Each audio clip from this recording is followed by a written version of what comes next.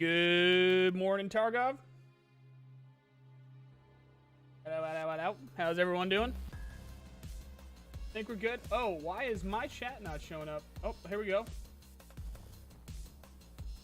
Hold up. What's going on with this? Why does that look like that? Technical difficulties are not good. I think you guys can hear me, though.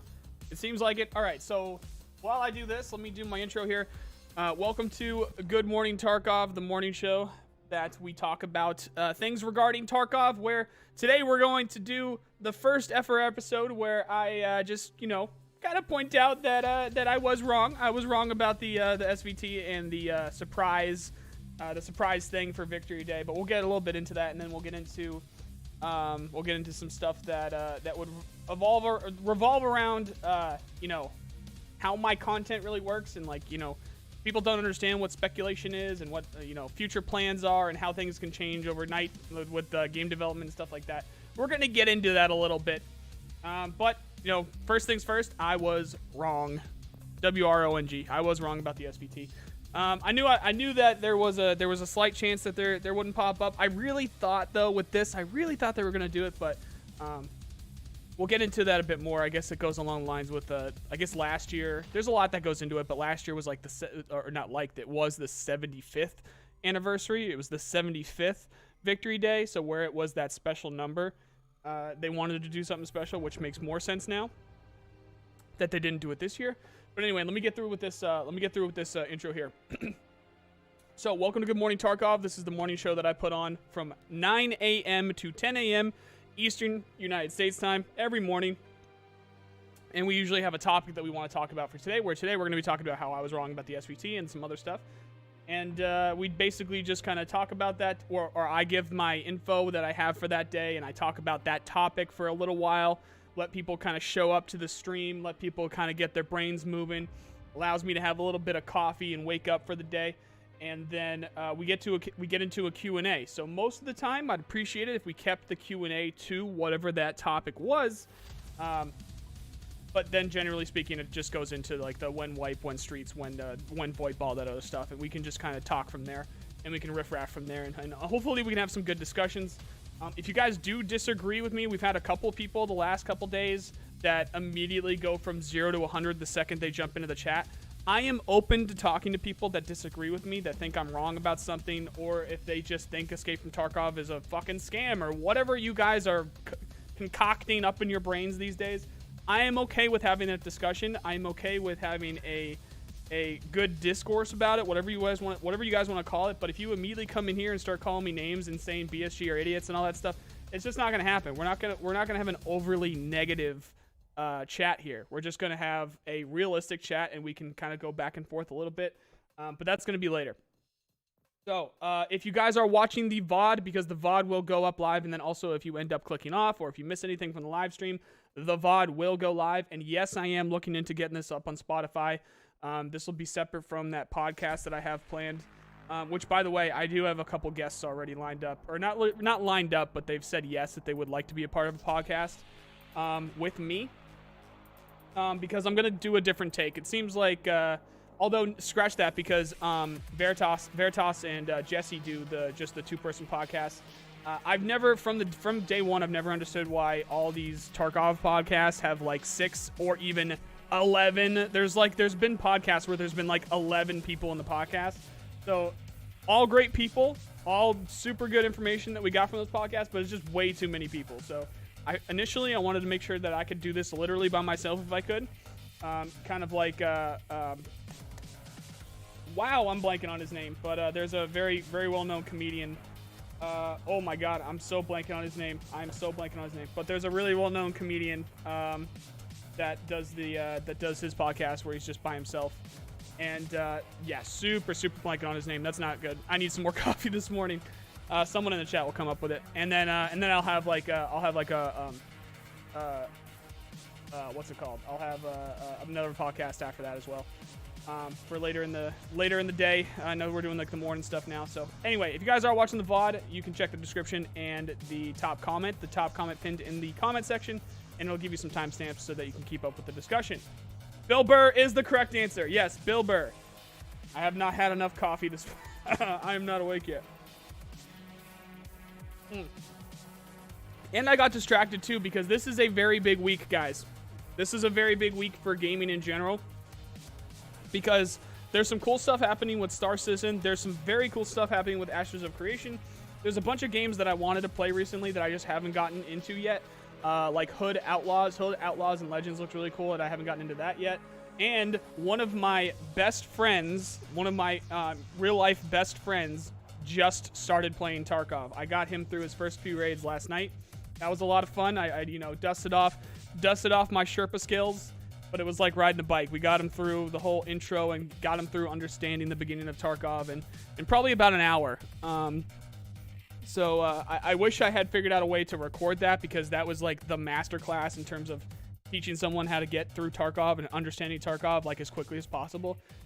It's basically if you took like all of my tutorial videos of like the last year and just kind of jam-packed it into an hour. That's basically what we did. And he had a lot of fun, and it was really cool. I was a little bit skeptical because he's a big Valorant guy. He's a big arcade shooter guy. He likes Valorant a lot right now. He loves Call of Duty. I grew up playing Call of Duty with him.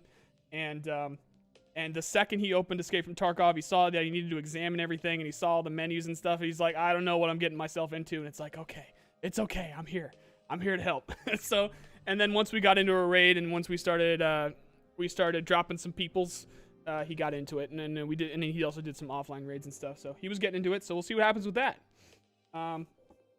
Anyway, guys, I think we're about good. So let me just get some good mornings here. It's not Chris Delay. I don't know how to say his last name, but it is, yeah, Bill Burr. I guess it would be more like the Joe Rogan thing. I mean, Joe Rogan's like he's the king of podcasts, but like, and he does like the one, but sometimes he does like 4 people and all that stuff. It's literally, I would want maybe at the absolute most, and it's going to be a treat. Like, it's going to be such a rare thing that we might have 3 people at the absolute most. I want to do 2 people at most, me and one other person, just so it's a complete just discussion about stuff. And it's not just going to be about Tarkov too. It's going to be about game development. And I have a lot of friends that are at very prominent game studios, and we can talk to them, and I can kind of give them an update. Not really an update, but I can fill them in on like what's going on with Tarkov and what they think would be happening with this development process, and they can give their insight on it. Which unfortunately for some people that disagree with me, it's probably gonna line up really similar to what I've been saying, because I understand how stuff works behind the curtain over there. But yeah, that's for a later date. So let's get today's topic, and we can turn down the music for a little bit here. I do hope everyone's doing well. Let me just move through chat. Jack, what's up? Shane, how you doing? Dominic, how you doing? Kodo, how you doing? Nathan, Nathan, Hammer, Gentleman Larry, Red, Ray, Shane, Bella, Mad, Jared, Jake, Arjar. It's your boy, Sakis Shitchin? I don't even know. Mark my words, May 20th. I really hope so. We'll see. Thanks for all the help with that. Yeah, it was Bill Burr. Morning, everyone. Grouchy Old Vet. I don't recognize that name. Did you change your name from something, or did you become a member when I wasn't live, Grouchy Old Vet? Would this stay on YouTube as well as Spotify? Yes, it would. Yes, it would. Did you become a member when I wasn't live? We'll figure that out later. Eamon, how you doing, man? Pasquale, way too clever. Wipe. No. We're not going to be talking about Wipe right now. We're not going to be talking about that right now. We'll get with that. We'll get a bit into that later. Casey Brown. Okay, cool. Anyway, guys. So I was wrong about the SVT.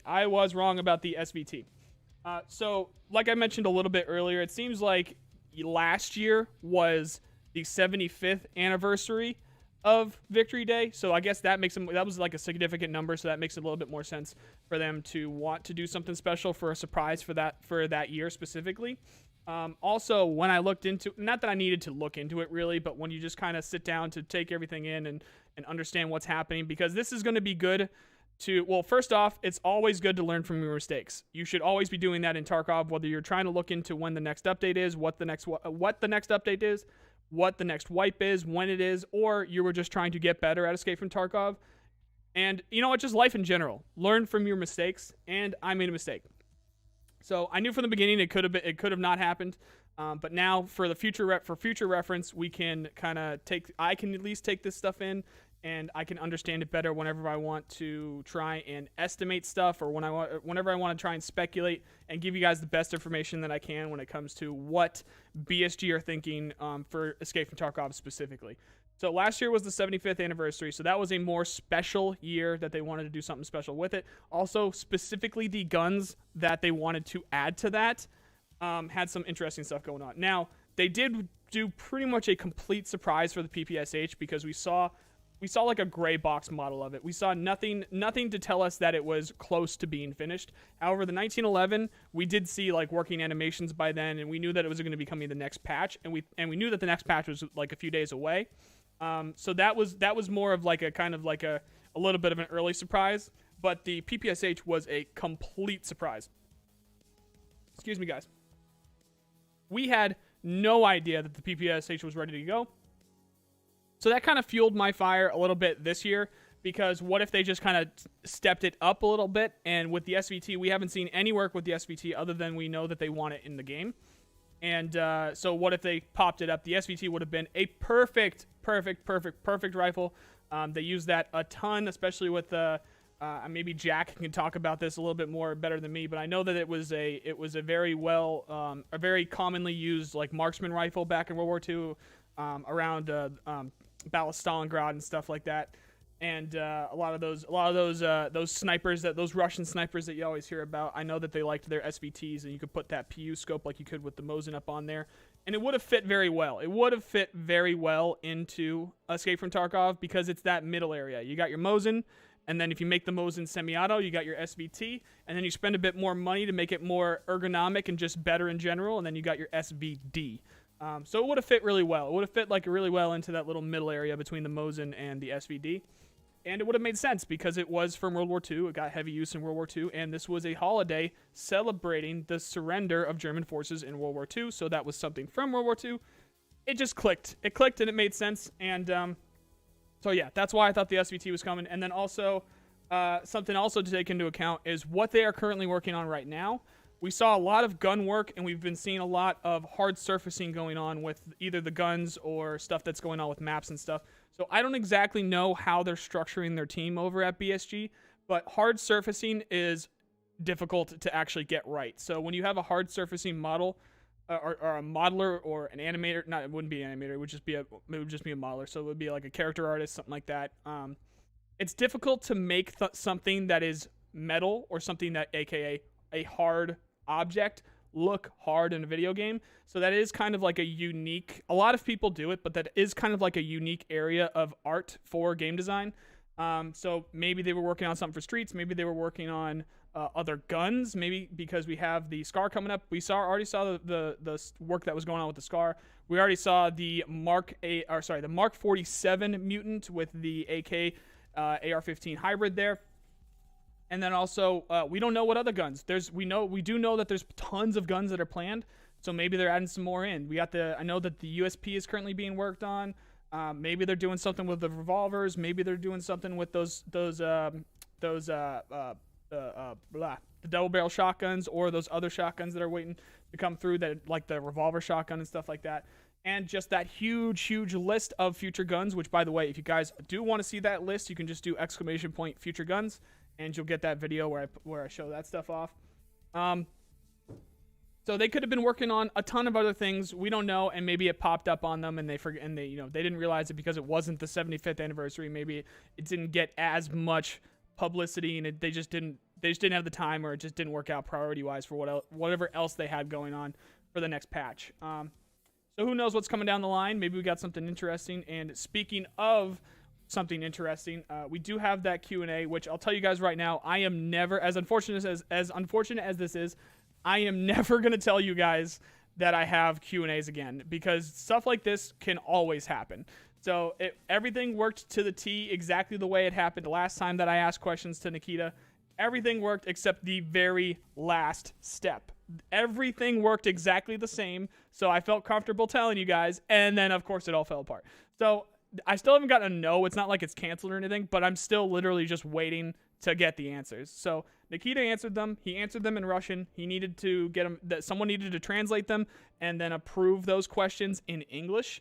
And that's what I'm waiting on. So I don't know what happened there. Maybe they want to delay. Maybe they know that I'm going to blow the news up, whatever he ends up telling me, because the person that did acquire these questions for me in BSG said that I was, quote, really going to like his answers. That is an exact quote.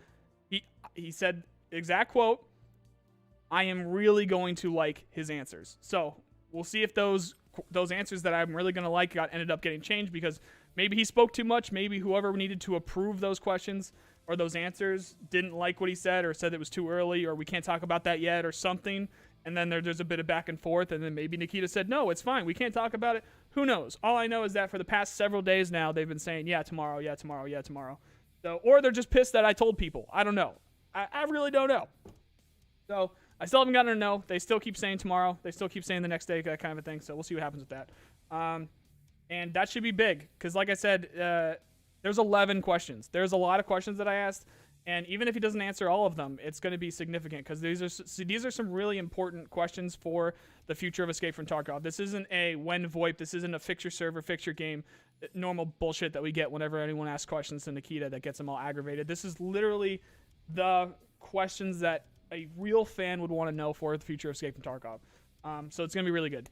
And we're just waiting on that. So eventually, at some point this week, I would assume we get that. For all I know, that's what's making my phone ring right now. So let me just look at this real quick and make sure it's not a thing from him. It's not. That's Ashes of Creation stuff. All right. So yeah, eventually we're going to have those questions, and that's going to be big. And that can move into some more stuff that I could either speculate on or even be more wrong about, like with the SVT. Again, what I wanted to talk about, going back to the real topic for today, which was me being wrong about stuff, is the video that I put up the other day, which if you guys haven't seen that, I'm going to link it in chat here real quick. Or if Jack, if you can get that video, if you can get the Future Tarkov video I put up and link that a few times in chat for me, I'd appreciate it, so I can keep my train of thought here. So many people, of course, the video I posted the other day was a day in the life of someone playing Escape from Tarkov, but when it's finished. So all the features that are planned, everything's there. The open world is there. All the guns are there. Everything is working and in game. And I actually, what link? I wasn't listening. Okay, the one from yesterday, my most recent video, Jack, the Future Tarkov one, the most recent video. Or you guys, if you guys know what I'm talking about, I don't know how this live stream stuff works. It could be up. It could be like on the right side of your screen as suggested or whatever. So go check that out later. But yeah, it's a day in the life. It's a play session of Escape from Tarkov, as if we had actually everything in the game and working together. So of course, tons of people were commenting on that, saying, "Oh, this shit's never gonna happen. This is stupid. Like, there's no way any of that stuff is coming." If you were to go and watch that, and if I wanted to actually be a little bit more skeptical about stuff that would be, coming to the game, I was already going into that video pretty skeptical about a lot of features, and some of them I didn't even add in. The only two things that I would even remotely be worried about, actually even just completely honestly, actually even like worried about in that video, is the theater mode, because they might have problem with the tech. Also, when it comes to saving that information, there's some back-end errors that can come up that can make the game slow down a little bit, so that might create a problem for them. I know Call of Duty Black Ops ran into some issues with that. I'm not fully up to date with that, but I have heard that becomes an issue for some games, where if you like record it and you want that theater mode where you can go back and watch it, it can cause problems in real time with the recording of that information. And just knowing all the problems and knowing all the stuff that's going on with Escape from Tarkov, especially with all the AI and all that stuff and all calculations with the loot and stuff, I could see that becoming a problem. However, the spectator mode for Arena and anything regarding tournaments is absolutely going to happen. They are going to figure out. They really like the stuff that's going on with tournaments, and they want to get behind that. They do want to go behind the for lack of a better word, esports ready Escape from Tarkov, because it gets numbers. It really does get numbers. People really like that stuff. I know it's not for everyone. Hell, it's not even really for me, although I do like my chatting. I do like to chat up sometimes, but I do also like my survival and my sniping and all that stuff. I do like the slower gameplay as well. But because of where the competitive scene for Escape from Tarkov is going, I absolutely guarantee they're going to figure out they're going to put some kind of spectator mode in, and then along with that, there could be a theater mode that comes with that. But that might not happen. There might be some issues that pop up with the back end, or there might be some issues that pop up with them trying to record that information and then being able to get it to everyone. It could be a problem, and it could not happen. But as I know, as of right now, that is planned. They want to add that theater mode thing, and it will be amazing. Everyone will actually understand that not every single death is because of desync, although a lot of them could be. And, at least some of them are for sure, because welcome to Tarkov. But not everyone that kills you is a hacker. Not every death is because of desync. And you genuinely just make mistakes, and Tarkov is a very difficult game. You're not going to know where everyone is at all times. Some people just do weird things sometimes that you can't see them doing, and then they're just in that one corner that you didn't think they'd be in. They're on that roof that you didn't think they'd be in for some reason or another. He needed to let his dog out, and when he came back, there you are in front of him, and for some reason it makes no sense for him to be there. Like, shit like that happens all the time, and then you just are looking at a black screen, and you have no idea what happened, and a million things could go on from that. The biggest thing for me is when a weird thing happens to you and you don't understand it. So, for instance, one of the easiest examples I can give was something that happened to me in one of my last live streams. I was walking through the wood camp, the logging camp on woods, and I was going through the middle. I was looking for scavs. I just needed to kill scavs, and they just weren't spawning. So I was like, fuck it. I just need to find these scavs. So I was being as dumb as possible and just walking through the log camp trying to find these scavs. And I heard a cheeky breaky over by the huts, the three little huts there in the logging camp. And I saw him, and I began to engage him. But what I didn't realize was that there was another guy. There was another scav behind me with a shotgun. But for some reason or another, when I started to engage the guy over at the three huts, I thought, oh, you know what? Let's not just engage in the middle here. So I decided to turn around, and right as I turned around, I saw that this guy was behind me with the shotgun, and then he pretty much instantaneously dropped me with that shotgun. And it was another AI scav. So if I hadn't turned around, and if I had stood there and engaged that guy over at the three shacks, then what would have happened is I would have died anyway, and I would have seen that a scav killed me. But I would have thought that guy over at the three shacks with a pistol killed me from that far away, and I would have been ripshit about it. I would have been like, what the fuck is going on? How does that make any sense or anything like that? That wasn't even a shotgun. Like, I would have heard the shotgun shot, of course, and it would have been behind me. So for whatever reason, stuff like that can get to people if you don't actually realize that is what happened to you. For all I know, what if it was another scav player somewhere that had maybe he had some kind of slug or something too. All you see is the scav name, so you know it is a scav. And maybe desync comes in with that too. Maybe the audio got screwed up a little bit and it didn't really make that right noise at that right angle, so it didn't make too much sense for that guy to be over at that certain angle and stuff like that. There's lots of things that could come in to play when it comes to like how you died or where you went during that raid or how you got those kills and stuff like that you just want to know more information about. And from a learning perspective and from an understanding what Escape from Tarkov is perspective, that would be amazing. We're talking about the theater mode again here.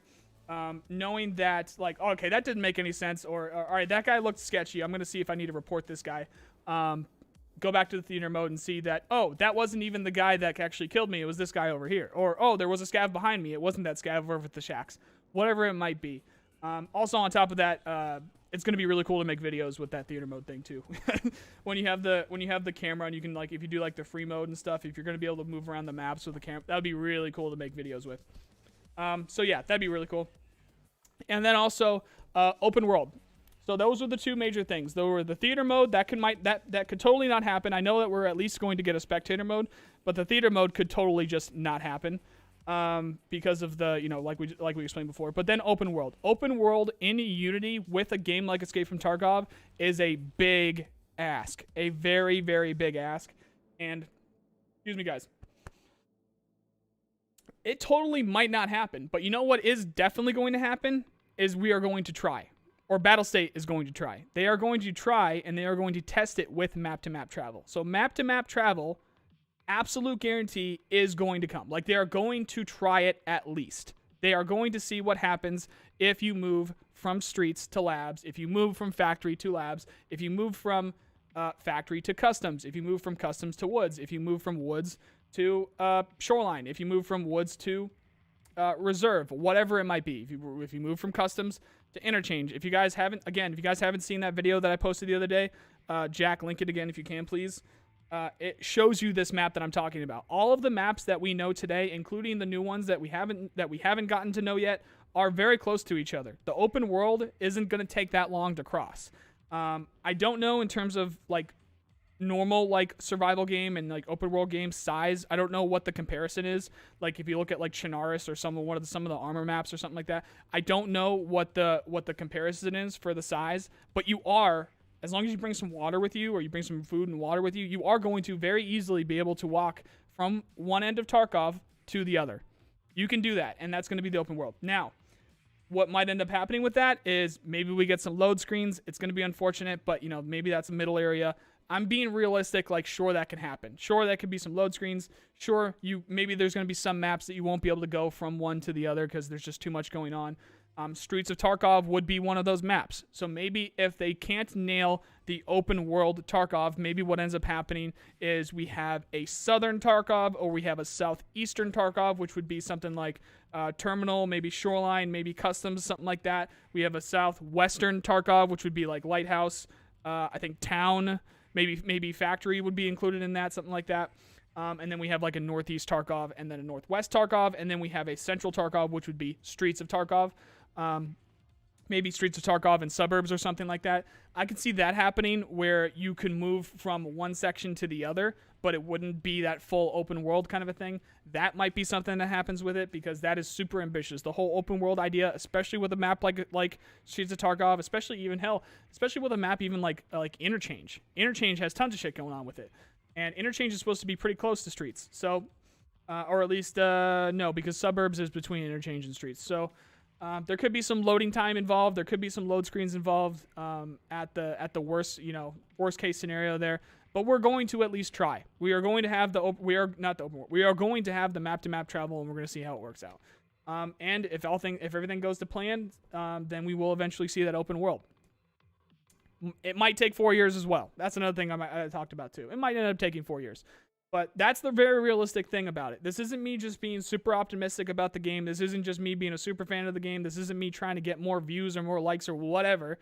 It's just I've been following the game so closely. This is what I've picked up over the years. And I've been on the other side of the curtain. I understand game development. I understand how things work. I don't understand how things work specifically at BSG because I've never been inside. I've never worked with the teams at BSG. I don't even personally know anyone at BSG. I just know a little bit about Nikita because I stalk him from time to time. I didn't say anything. I don't know what you're talking about. It's just I think it's gonna work out how I describe it. So that's why I make the videos about it, to hopefully keep everyone a bit more positive, so that it doesn't start to drain on BSG, because it's one sure shit way to get Escape from Tarkov to not end up doing this is if you piss off BSG. If everyone's all negative and everyone's calling them dumb and everyone says they're never going to finish it, this is a stupid idea, that doesn't make any sense, you guys are idiots, how could you mess that up, that was a stupid decision. If they literally just constantly see nothing but negativity, that is one sure as shit way for them to not want to work on the game, and then we don't end up getting what we want to get. So however you guys want to take it, that's how I see things. That's why you never see me being super negative about the game. That's why you always see me say welcome to Tarkov and not say, something sarcastic about like good game design or whenever most, creators for Escape from Tarkov end up doing. Anytime that comes up, I know that it's difficult, and I want to see the end game. I want to see the final product. I know we're not there yet, so I want to try and stay positive about it. So that's why I keep optimistic about all this stuff. And there's a lot there's a lot that's happening, and there's a lot of information that I don't know, so that's why I'm wrong from time to time, like I was wrong with the SVT. And that's it. So again, guys, please go check out that video from the other day if you haven't yet, because it is going to help understand where we're going with Escape from Tarkov very well. I put a lot of effort into editing that, and it should help you guys understand where we're going with Tarkov. Much easier than really any kind of information or whatever can. Because I kind of act out what a normal play session would be like. All right, let's get to chat Q&A. How's everyone doing? As usual, guys, if you want to send me a question, do what Pasquale did there, do what Sebastian did there, do what Fabian did there, and do what Loxer just did there. At nice guy space Tarkov. It pops up as a bright orange for me, so it makes it much easier for me to see your question. Makes it much easier for me to pick you out of the crowd. And at some point, I'm going to get backed up. I'm going to ask you to re-ask your question, so we'll just see what happens until then. But first, I need another sip of coffee.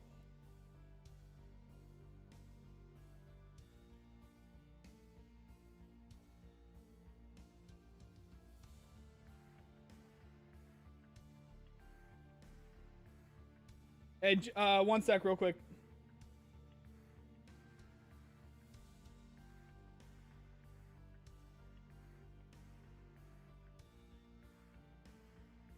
Jack, check your DMs on Discord real quick. All right. All right, let's do... Yeah, so we'll see how many we can get through. All right. What came out instead of the SVT? They didn't do anything. It was very possible that nothing happened, and that's what happened. Nothing happened. So, like I was mentioning earlier, the big surprise last year was because of the 75th anniversary, and they had guns that made sense that were close to ready. So at some point, it must have clicked to Nikita or someone over there at BSG that, hey, the 75th anniversary of Victory Day is coming up, and these guns that were used in World War II are pretty close. Maybe we move our priorities around a little bit to get these guns done, and then that would be a cool surprise. So that's what happened last year, and it did not happen this year because they have, for whatever reason, they're just working on other stuff. So it is not going to be a yearly thing. And so yeah, that's all that happened with it. But the SVT is still planned, so we'll see it eventually. Are you a real game developer? A game developer? I don't know whether you would call me one right now because I haven't been at a studio for a couple years now. But I do have a few years of experience as QA team lead. I won't go up my entire... Actually, that's probably not a good idea for me to go up my entire... I've done a lot of stuff. I'll put it that way. So from QA, and then actually like real dev stuff. But I won't go into specifics. I've been on a team. I've done multiple jobs. I've worn many hats. I've herded the cats. But it was for a few years. I'm not like a 15-year vet or nothing like that. But I've made a lot of very good friends, and they are very experienced, one of which you're going to see their work coming up here in a few months because he is literally an environment artist for AAA games, and he's done some amazing stuff, and I don't know why he said this, but he is working on our background here for Good Morning Tarkov. So I showed you guys those mock-ups a little while ago. I gave those to him. I gave him a ton of concept work, and I gave him a bunch of reference work for what is the feel of it, because he doesn't play Escape from Tarkov. But he wanted to work on some stuff specifically, and this ended up working out pretty well for him as something that he can work on the side, and something that he wanted to test some new tools and stuff too. So this would be a good thing to do. So I just was chatting with him the other day, and he's like, "I'll do it." I'm just like, "What the fuck?" Okay. So his literal job is to make actual, very nice work, like real game environments for big companies. I don't know how he wants me to handle what he's working on right now, so we're gonna keep that secret for now. But he is a very, very professional environment artist for very big video games, and he's creating our background for Good Morning Tarkov. So that's gonna be really cool. Complete surprise. I was just talking to him. I'm trying to ask him like, what you think the cost? Like, what budget should I do for this? And he starts asking me questions about what I want and stuff. And he's just like, I'll just do it. I'm like, oh, what the fuck? Okay. Anyway, when are we getting Nikita as a bareface? Tomorrow.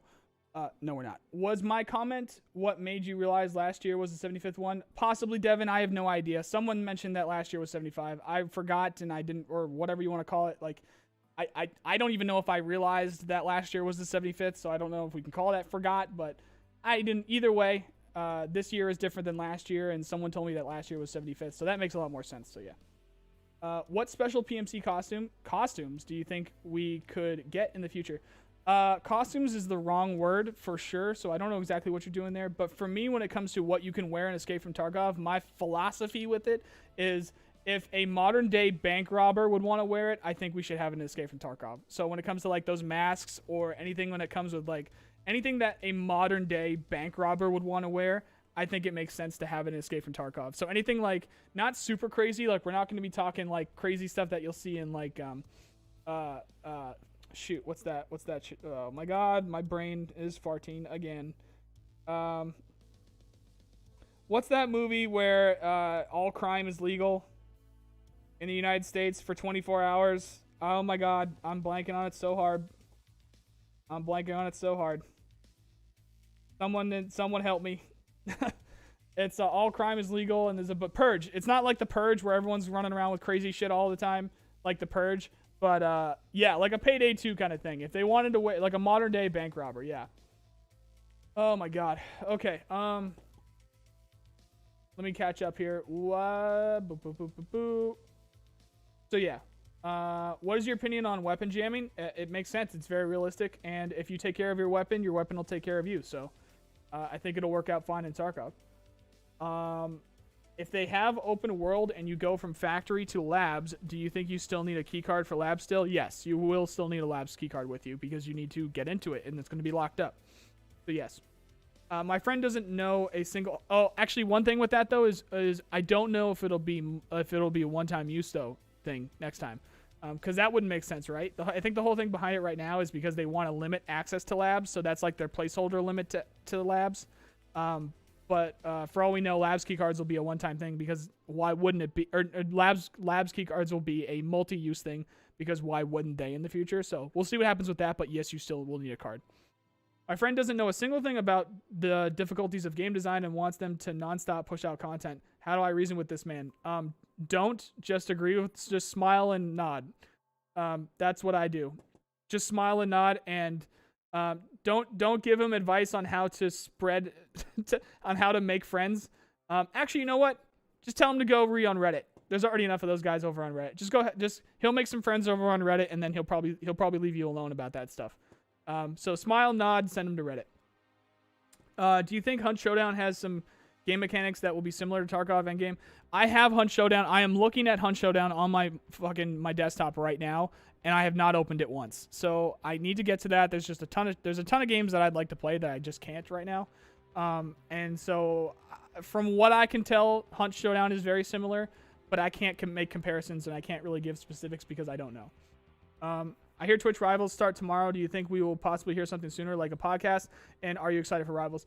The European Twitch Rivals is tomorrow. I even saw some prominent names get that fucked up on Twitter earlier.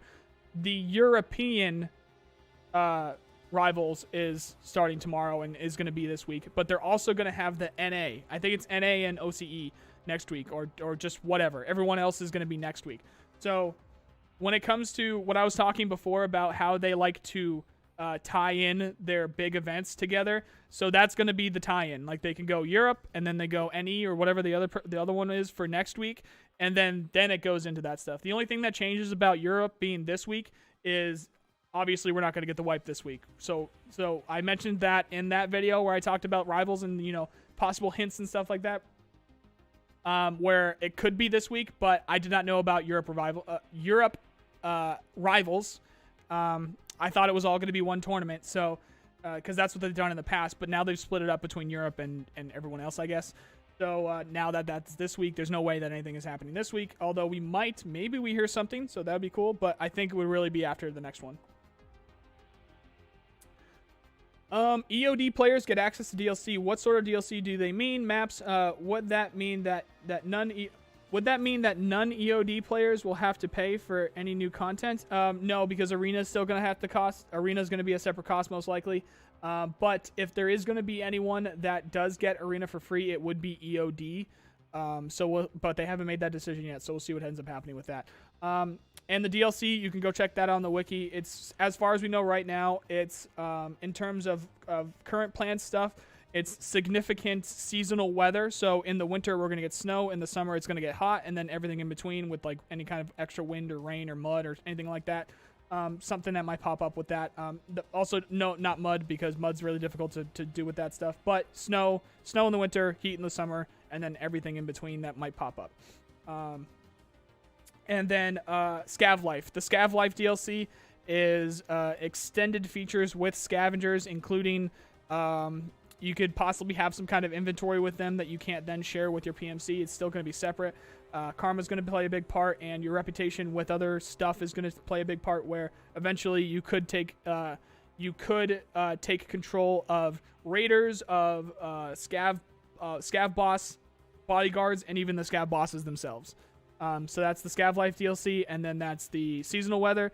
And then there is a rumor right now that I hit space. Apparently space is what makes me come to the normal time here. So let me scroll back up.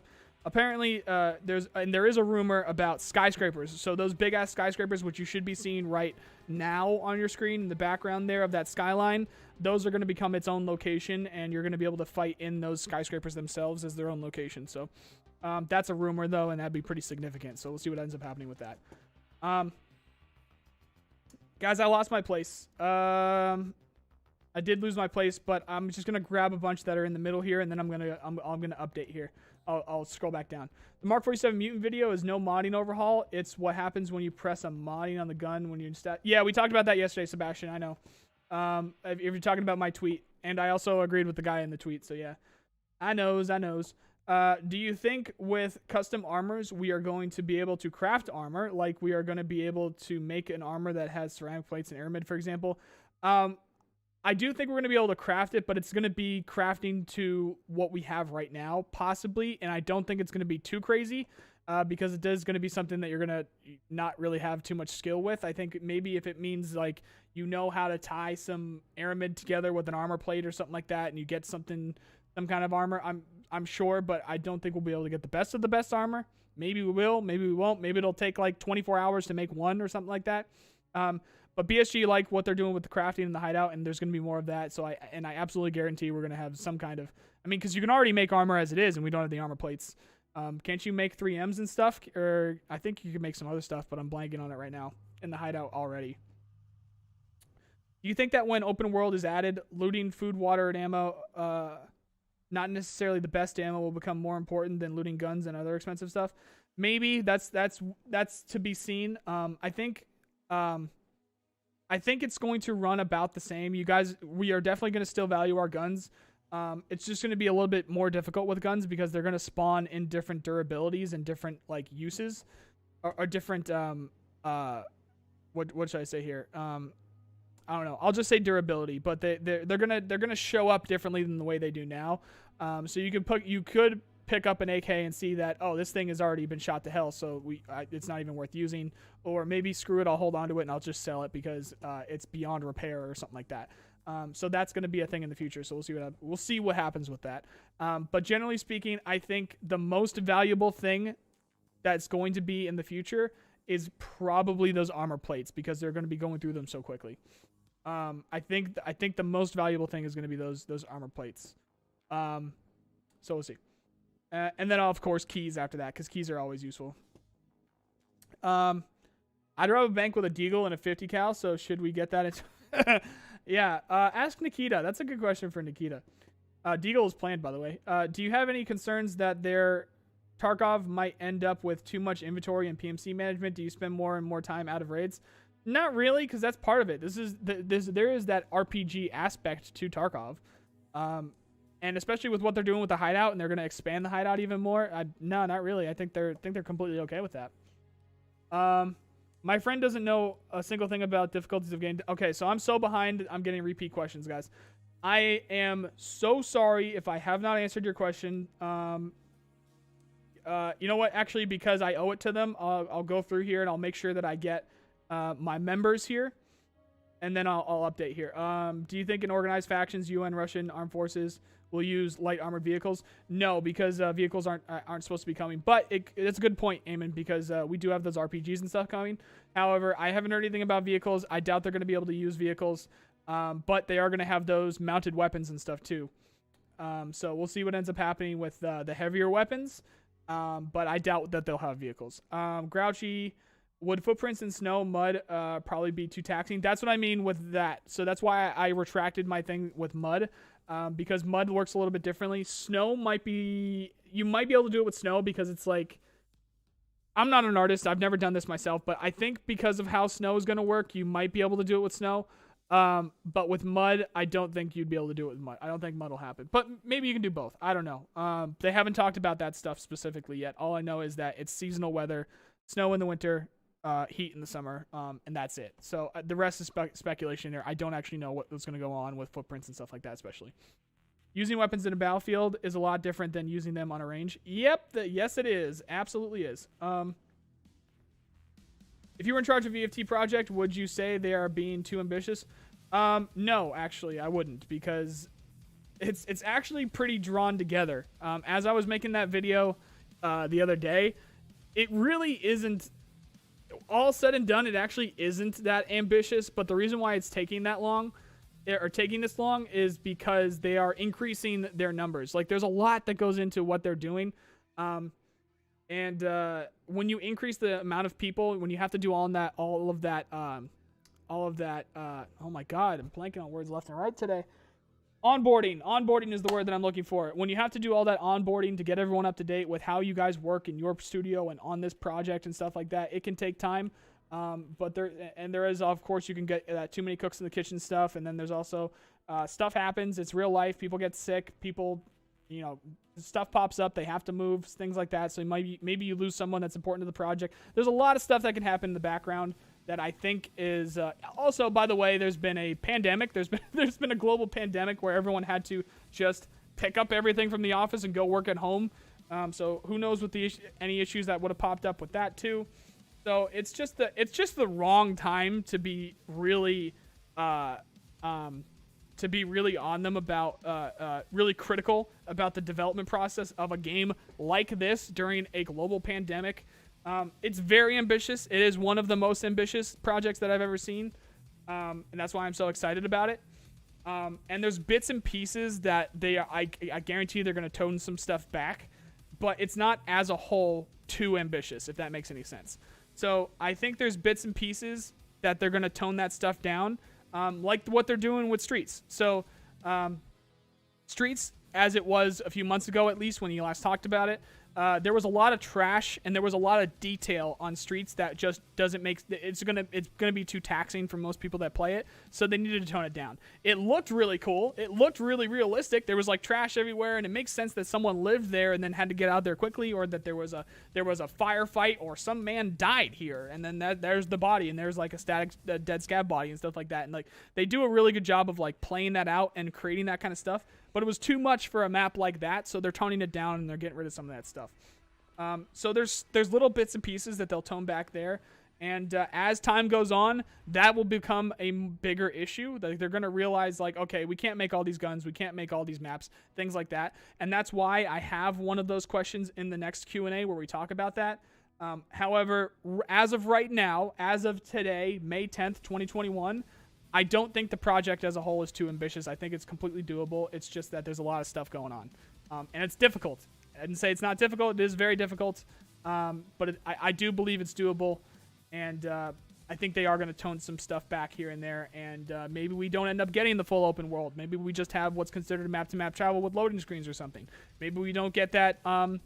maybe we don't get every single gun that they want in the game because it's just too much. Maybe we don't get every single scav faction at any given point on all the maps that they want. Stuff like that. Generally speaking, though, I don't think the project as a whole is too ambitious. What do you believe the availability... I missed a question here. This might be a radical idea, but I think they should make Arena free-to-play with premium currencies if it's going to be its own thing. Thoughts? They've got the reasons for doing that the way they're doing it. I think it's because... Excuse me. It's because of the server costs. So free to play, theoretically, I don't know the complete data behind it because I haven't done a free to play game. I haven't been behind the curtain on a free to play game before. Well, a free to play game that we would have to run significant servers for like hundreds of thousands of people before. But I mean, theoretically, it could work. I don't think they're going to do it because I think they have their reasons for doing what they're doing right now. But I think theoretically, at some point, maybe it'll work. It's a good idea. What do you believe the availability of high-tier ammo will be as development goes on, or what is intended for the game? Anything that's like super good in the game right now is accessible or more easily accessible than what it would be at launch because we're in a testing environment. So we're here to test the game. We're here to test these things. We're here to do PvP and break the servers and just break stuff so that they can fix it and then have it ready for launch, basically. So if we don't have access to that stuff, then we're not going to be able to test it. And this is supposed to be more of a gritty, more survival-ish feel game. So unless we have complete access and you have really good access to money and stuff at launch, where you can go and get that best tier items and whatever from the flea market, it's going to be more difficult. Things are going to be more difficult to find. They're going to be more difficult to find in their quality. So you're going to find those armored rigs, and they're not going to be the best quality. You're going to find those guns. They're not going to be the best durability. Stuff like that. And then when it comes to things that are like the tip of the spear, the best of the best, they absolutely will become more difficult. They for sure will. And that is also one of the questions that I have in my Q&A I'm waiting to get the answers for. You think food will be more valuable if they add durability on foods? Well, yeah, it would be, but I don't think they're going to do that. I don't think they're going to add durability for food. Excuse me, guys. I'm going to lose my voice today. We got a big week, too. We had a big fucking week, dude. Ashes of Creation, Twitch Rivals Europe, maybe a Q&A. I really hope I get my answers from Q&A from Nikita. And there's some cool Star Citizen stuff going on as well that I might jump into. And there's a bunch of games that I wanted to play that I haven't played yet. What is one thing you would add to or take away from Tarkov to spice things up or just make it better? The one thing I would add, and some of you guys aren't going to like this because it's kind of stupid, I just want to be able to lift my leg up a bit more to be able to lunge kind of onto things. You guys know what I'm talking about? Like there's always these things. It's not vaulting, by the way. It's not like you're trying to climb over something. It's literally like that little storage elevator in the back of the Goshen in Interchange. You have to jump up some of that when you could easily just pick your leg up a little bit. So the entire loading dock of Interchange knows exactly where you are whenever you go there because you have to jump over a couple of those things. When again, you could just lift your leg up a little bit and you'll be fine. I know I'm not trying to sprint up that thing. Like I get it. So walk into it, and then if we walk into it a little bit, and then eventually he'll go over it, that kind of a thing. Which I know sometimes that happens, but it doesn't happen all the time.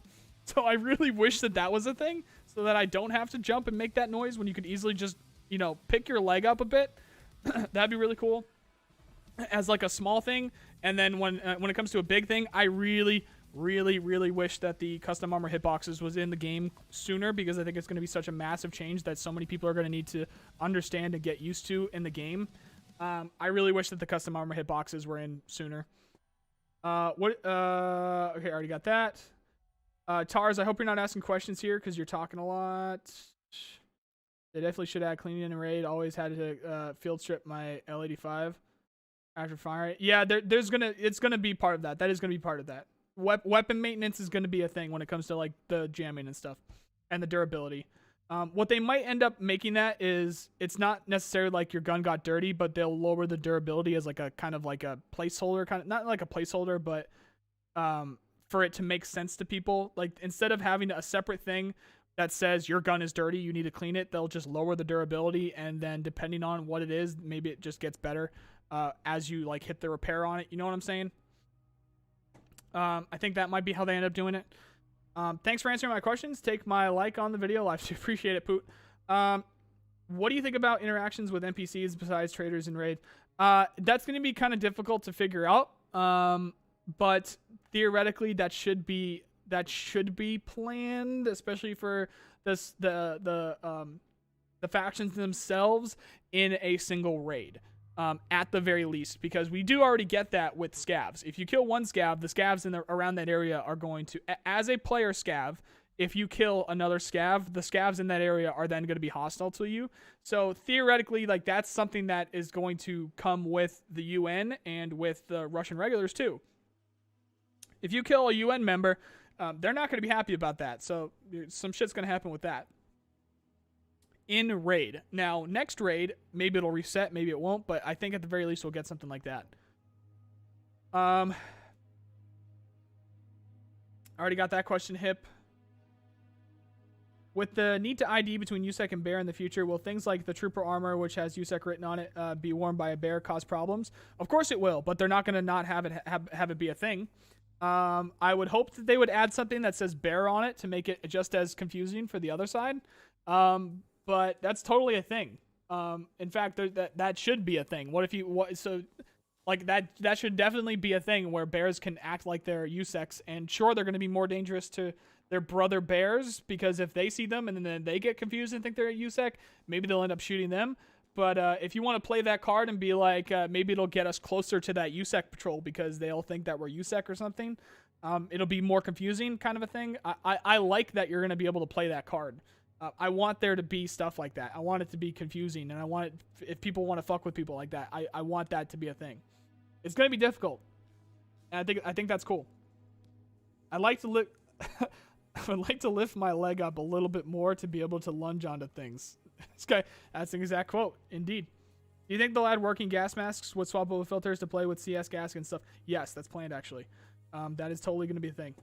Have you actually the swappable canisters? Maybe not. Maybe you'll just need like a second gas mask. I don't exactly know, but the working gas masks will be a thing, and respirators. Have you played Insurgency Sandstorm? No, but I'd like to, especially with the crazy mods and stuff that they're doing.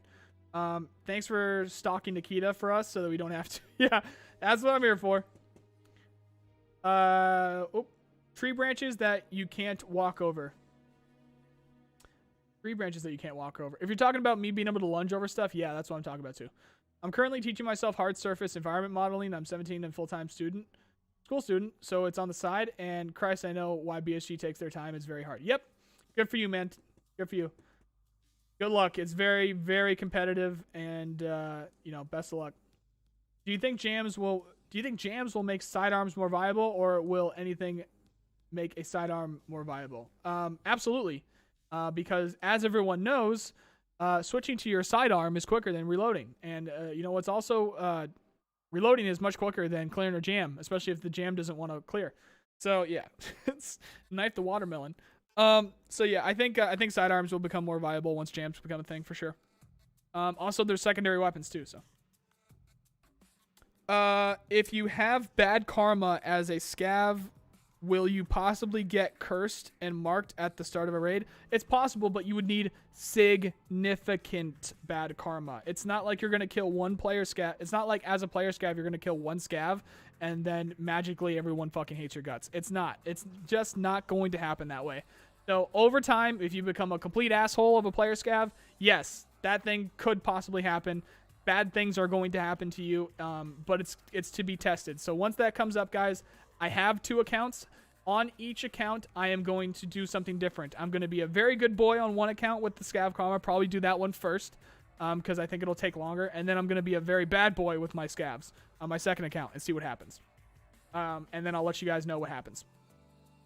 How do you think they deal with loot respawning if open world will be... I have no idea. That's an amazing question, and they're going to need to answer that at some point, but they haven't yet, so I don't know. How do you think BSG will deal with campers at dead drops? And they're not. Literally every single time that exit campers or campers in general come up, their only response is just look for them, forehead. And I'm not kidding. Just look, expect there to be someone camping. Look for them, make sure the area is secure, make sure you're good to go. And then you have to know that you are taking a risk by putting your gun down and going and searching that hidden stash or the dead drop or whatever. So that is a complete thing that you have to risk that. There has to be a part of that. So yeah, so pick the right dead drop, pick the right extract, it's up to you to do that. So if you want to take the risk of standing in that open area or whatever the dead drop, I'm sure the dead drop won't be in an open area. There's going to be things that you can do. You have to figure that out. That is your problem. And that's why Tarkov is Tarkov. When VoIP is in and I'm talking, I'll just tell another PMC to press F1 and voice. Yeah. Oh, that's such a good point. Yeah, tell them whenever they ask a question. Yeah, just press F1. It'd be like the Alt F4 thing, but they won't know about this one actually, so maybe they'll do it. Do you think scavs will have PMCs dressed as scavs? No, because that clothing is always gonna stay the same. Like you'll have the rigs and stuff, but you know the clothing, like the jacket and your pants and stuff, also your face, they'll always stay the same. So trust me, guys. It's not gonna be easy. It's gonna take some getting used to, but positively identifying your target is going to be a simple thing at some point. Like it's going to be a thing that is going to be understood by most people, especially if you want to be good at Escape from Tarkov, because I have to dance my way around that a little bit because it's not going to be easy. You know, that person goes behind a tree, you don't have eyes on them. What are you going to do? Are they going to stay behind that tree? Do you need to move more? What if they're in a building? Do you need to track them down in that building? Maybe you wait for them to come out. I'm not going to say it's easy because it's going to be difficult. But it's going to get easier, and it's going to be easier to understand and to get around, especially when people make content to make it easier, to make you understand better of what you can do, some ideas of how you can get a better positive identification. And then worst case scenario, you say fuck it and you shoot them anyway, because nothing is stopping you from doing that. And then you learn from your mistakes. If it's a friendly PMC, you'll get a little bit of bad karma. Maybe if you were on that fence a little bit and you've been a little bit too much of a bad boy, sure, maybe you'll lose a little bit of rep with fence because that's the current plan. But that just comes with the territory. Maybe you just make sure you're a bit more of a good boy from then on, that kind of thing. It's not going to be as bad as everyone thinks it is. It just isn't. How do you handle the pressure? Fucking juice time. Boxes, thank you very much for becoming a member. I do not know why that didn't pop up yet. There it is. Boxes321. Thank you very much for being a nice guy supporter. I really appreciate it, dude. Welcome to the members. You got that. You got those emotes and stuff now, and just like Tars there, you're gonna be able to see that pop up in any chat. You can use those in like comments and stuff. So I appreciate the support, my man. Friendly guy meets nice guy. What up, friendly guy? Yeah, thanks for the 2 spot too. I think we're gonna get a USEC microwave with that one, maybe. I forget what it is. Is that USEC microwave? I forget. We're coming up on the end here, guys. So let me finish up with some questions. Once friendly guys alert pops up here. Dead drops, yeah. Check out. Handle the pressure. Fucking juice time. Oblivion being a nice guy as well supported. Thank you very much. All right, guys. Appreciate the support. USEC microwave. USEC microwave. Why did you do the text to speech? What are you doing? Streamlabs, what the fuck? Friendly guy, thanks again for the 2. I don't know why you didn't get text to speech. I'll have to look at that after. Dead drops, bizarre. Check out my most recent video. Jack's been linking it a couple times. It is my most recent video on my channel. If you go to my main channel, you'll see what I'm talking about there. I talk about dead drops. They're like extracts, but it's just for your gear. Thanks, because it would be nice if they got a whole Tarkov in one lobby and new people spawn in at a random location. I don't know what you're talking about there, and it doesn't seem like it's the right thing that they're going to do, so be careful with your thoughts there. A way to fight campers or on dead drops is to have a list of drops like extracts. They change based upon where you spawn in the raid. Could be. Or, you know, there's smoke grenades. Could do that too. Since customizable plate carriers is planned, any info on something similar for belt line gear? Yes. So a combat belt is coming. That's where you're going to store your GPS, your binoculars, your compass. I think there's something else. I think I'm missing something. Your radio for the VoIP and stuff like that, or however they end up doing radio. A battle belt is going to be a thing. Yes. All right, last couple questions here, guys. Fornication next patch or not? Fornication next patch. I mean, there's fornication every patch. Think. Fornicate. Fornication is every patch, I think. Lots of people get fornicated on. What do you think of pen in this game, like environmental penetration? Because I think there are a lot of places that should be able to get shot through, but they are impenetrable. That is soon TM. So Nikita himself has given quotes, has talked about specifics like if you hide behind a car, if 2 people are hiding behind a car, the person that's hiding behind the engine block is going to be a hell of a lot better off than the person that is hiding behind pretty much any other part of the car because of what's in between you and the bullets that are coming through that car.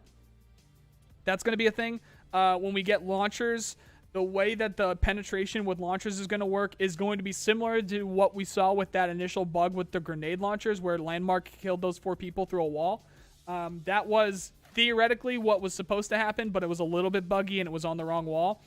because we are not going to get environmental destruction, but there is going to be penetration like that. So if you do have like an AP, or if you do have a very thick round, that it should go through a brick wall. It should go through a cement wall if you have like an RPG. If you shoot an RPG at a wall that's a little bit of cement, some brick or whatever, it's going to go through that wall. And if you are on the other side of that wall, you done fucked up. You are going to die.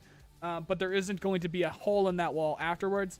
That is what we know right now. That is not soon TM. It is coming to the game. That's planned and stuff like that, but it's not, like, they're still working on it.